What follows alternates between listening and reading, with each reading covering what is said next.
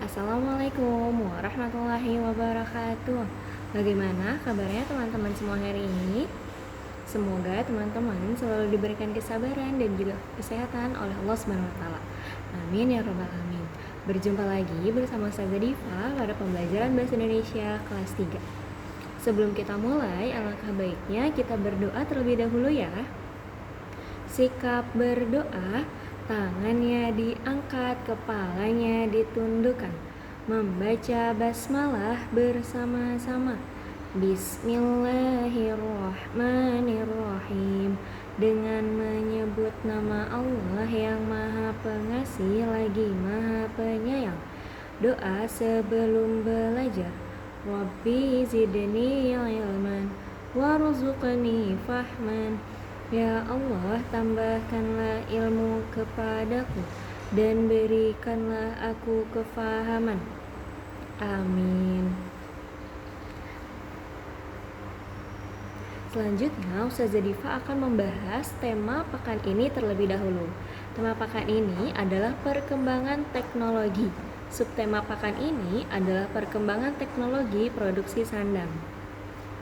Sesuai dengan Quran surat An-Nahl ayat 81 yang artinya, dan Allah menjadikan bagimu tempat bermaung dari apa yang telah Dia ciptakan, dan Dia jadikan bagimu tempat-tempat tinggal di gunung-gunung, dan Dia jadikan bagimu pakaian yang memeliharamu dari panas, dan pakaian baju besi yang memelihara kamu dalam peperangan.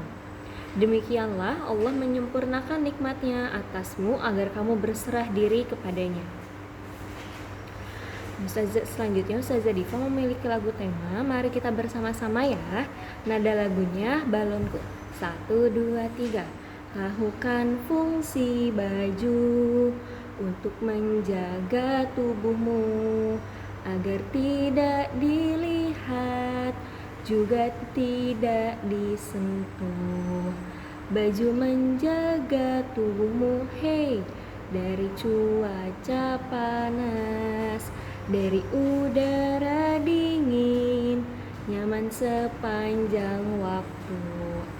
Teman-teman dapat bernyanyi bersama ayah, bunda, kakak, ataupun adik di rumah bersama-sama. Perkembangan teknologi produksi sandang. Sandang adalah pakaian yang diperlukan oleh manusia sebagai makhluk berbudaya. Jadi sandang itu adalah pakaian yang dapat teman-teman atau biasa teman-teman gunakan sehari-hari. Pakaian berfungsi sebagai satu, kenyamanan dengan menciptakan jenis pakaian yang sesuai dengan kebutuhan, misalnya pakaian tidur. Pakaian tidur ini akan memberikan kenyamanan sendiri ketika teman-teman akan melaksanakan atau melakukan kegiatan tidur atau istirahat di rumah. Karena bahannya pun akan dibuat lebih nyaman daripada bahan-bahan yang lain. Yang kedua, pakaian olahraga, pakaian kerja, dan sebaliknya. Nah, pakaian olahraga itu akan berbeda juga dari bahannya. Karena pakaian olahraga adalah pakaian yang harus menyerap keringat kita agar badan kita tidak terlalu basah. Untuk pakaian kerja, bahannya pun lebih formal dan lebih tebal karena itu akan digunakan untuk sehari-hari. Dan yang ketiga, menunjukkan identitas pemakainya. Ini adalah yang dimaksudnya seperti ini. Ketika seorang muslim menggunakan hijab, maka itu adalah identitasnya, bahwa seseorang perempuan tersebut adalah seorang muslimah. Berbeda ketika ada perempuan yang tidak menggunakan hijab, bisa jadi perempuan tersebut adalah bukan seorang muslim. Dan selanjutnya, pakaian dapat juga dibuat dari serat-serat sintesis, dari pokok-pokok kayu, benang rayon, maupun dari bahan galian seperti hasil sulingan batu bara dan minyak bumi, poliester, polipropilen, dan polietilen. Jadi pakaian itu ada bermacam-macam bahannya. Yang pertama dari bahan serat sintesis yang terbuat dari kayu, dan yang kedua bahan galian yang terbuat dari hasil sulingan batu bara atau minyak bumi.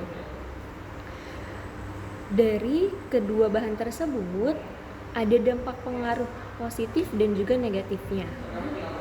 Dampak pengaruh positif dari pakaian yang menggunakan bahan galian itu, dampak positifnya adalah pembuatannya tidak terlalu lama dan lebih ekonomis, sehingga pakaian yang dibuat itu akan lebih banyak karena tidak membuang waktu cukup lama. Dan dampak pengaruh negatif dari penggunaan pakaian yang terbuat dari bahan galian yaitu dapat menghasilkan polusi bagi lingkungan di sekitarnya. Bahan-bahan itu termasuk non-biodegradable atau tidak mudah terurai sehingga sulit didaur ulang. Pelafalan dan intonasi. Hari ini kita akan belajar mengenai pelafalan dan intonasi. Untuk membaca sebuah teks, ada beberapa hal yang harus diperhatikan agar terdengar dengan jelas. Yang pertama ada pelafalan, yang kedua tekanan, dan tiga intonasi. Kita akan bahas satu persatu bersama-sama. Yang pertama pelafalan. Lafal adalah suatu cara seseorang atau sekelompok orang dalam mengucapkan bunyi bahasa. Sehingga lafal adalah cara membaca suatu huruf yang sesuai dengan kaidahnya. Contoh, izin. Seharusnya kita menggunakan huruf Z, izin, karena yang betul adalah menggunakan huruf Z. Ketika kita mengucapkan kata izin, maka kita pun harus mengucapkannya izin, bukan izin, karena penulisannya menggunakan huruf Z. Contoh yang kedua, fitnah. Fitnah menggunakan huruf F, maka harus dibaca fitnah, bukan menggunakan huruf P, dibaca fitnah. Jadi yang betul adalah fitnah. Yang ketiga, contoh ketiga adalah rezeki. Karena rezeki menggunakan huruf Z, maka kita pun harus membacanya menggunakan huruf Z. Rezeki, bukan rejeki. Sehingga ketika kita membaca sebuah cerita atau membaca sebuah teks, kita harus membaca sesuai dengan bunyi huruf awalnya. Yang kedua ada tekanan.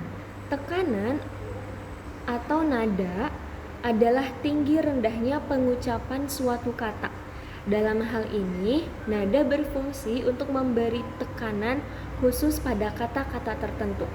Contoh katanya, saya membaca buku bahasa Indonesia. Pada kalimat tersebut, kata yang ditekankan adalah kata saya, karena mengandung pengertian bahwa pelaku yang membaca buku adalah saya, bukan yang lainnya. Seperti itu. Yang ketiga ada intonasi. Intonasi adalah naik turunnya lagu kalimat. Intonasi berfungsi sebagai pembentuk makna kalimat.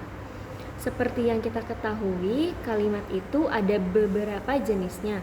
Ada kalimat tanya, kalimat pernyataan, kalimat perintah, dan kalimat pengulang. Setiap kalimat memiliki nada tersendiri. Yang pertama, kalimat tanya. Kalimat tanya kita harus menaikkan nadanya.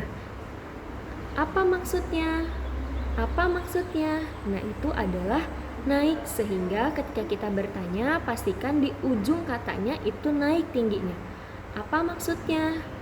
Lalu kalimat kedua yaitu kalimat pertanyaan. Nadanya datar, tidak naik, tidak juga turun. Contohnya, kita harus rajin belajar. Tidak ada naik, tidak juga turun. Yang ketiga, kalimat perintah. Kalimat perintah di akhirnya harus naik. Tutup pintunya. Tutup pintunya. Nah, itu adalah naik, sehingga kita harus memperhatikan nada kita. Berbeda dengan kalimat pernyataan, tutup pintunya. Tutup pintunya. Tetapi kalimat perintah itu nadanya harus naik, jadi kita naikkan, tutup pintunya. Lalu yang keempat, kalimat pengulang. Kalimat pengulang ini ketika ada seseorang yang berbicara, lalu teman-teman mengulang pembicaraan teman tersebut. Dan nadanya itu turun. Contohnya, besok pagi tugas ini harus selesai. Besok pagi tugas ini harus selesai. Besok pagi tugas ini harus selesai. Nah, itu adalah contoh kalimat pengulang. Jadi nadanya turun ke bawah.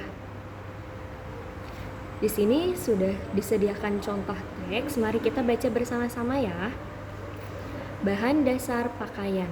Keluarga Udin memiliki banyak pakaian. Mereka memakai pakaian untuk melindungi tubuh. Ada pakaian untuk melindungi tubuh dari udara dingin ataupun panas. Ada pakaian untuk melindungi tubuh dari angin dan hujan. Pakaian keluarga Udin ada yang terbuat dari kapas dan bulu domba. Pakaian berbahan dasar kapas banyak digunakan sebagai pakaian sehari-hari.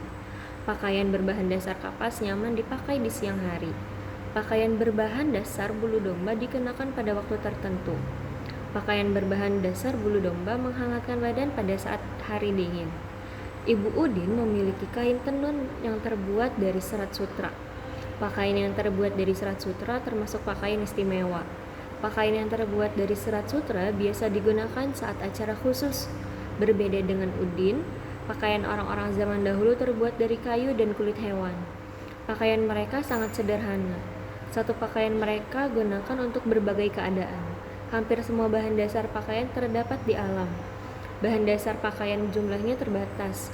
Jagalah pakaianmu agar dapat digunakan dalam waktu yang lama.